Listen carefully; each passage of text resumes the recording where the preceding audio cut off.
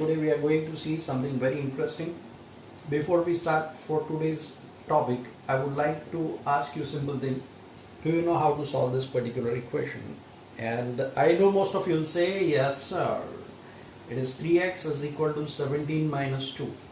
Therefore 3x will be equal to 15 and hence x will be equal to 5.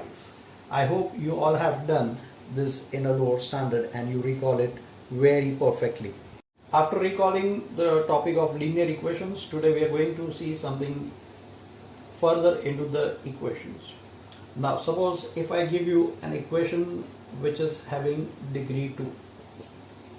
I've written down an equation on the board, x square plus 5x plus 6 equal to 0. Now what can you see exactly over here is the degree of the equation is 2. Fine. This is degree, which is I marked in red is degree. Degree of this equation is 2 and hence this kind of equations whose degree is 2 are called as quadratic equations. Now hence today's topic to learn is chapter number 5, quadratic equations. Now dear friends, we have to understand this very well to decide whether the equation is a quadratic equation or not, and your final thing comes as degree of the equation should be 2. That is, if I write an equation ax square plus bx plus c equal to 0, where a, b and c belongs to real numbers and a is not equal to 0, then this equation is called as a quadratic equation in x. Why x? Because x is a variable. Why not a, b and c? Because I have already mentioned that a, b and c are real numbers and where a should not be equal to 0. Now suppose if a is equal to 0, then what happens that we will try to understand. Say for example I am putting a here as 0, so this will be 0x square plus bx plus c equal to 0. 0 into any other number is 0, hence this equation reduces to bx plus c equal to 0, hence no longer it remains a quadratic equation, it becomes a linear equation, hence it is compulsory that a should not be equal to 0. If a is 0, then quadratic equation turns into a linear equation. Now today we are going to learn first method of solving quadratic equations.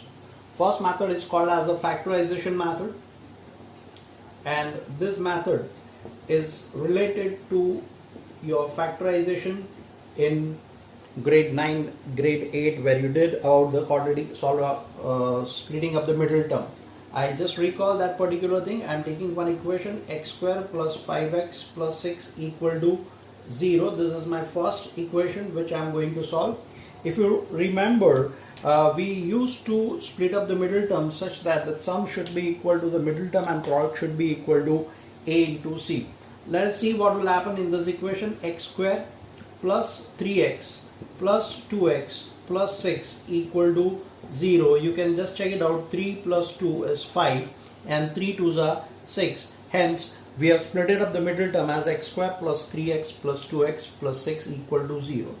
Now further what we are going to see is I will be grouping up this four terms into 2 terms each.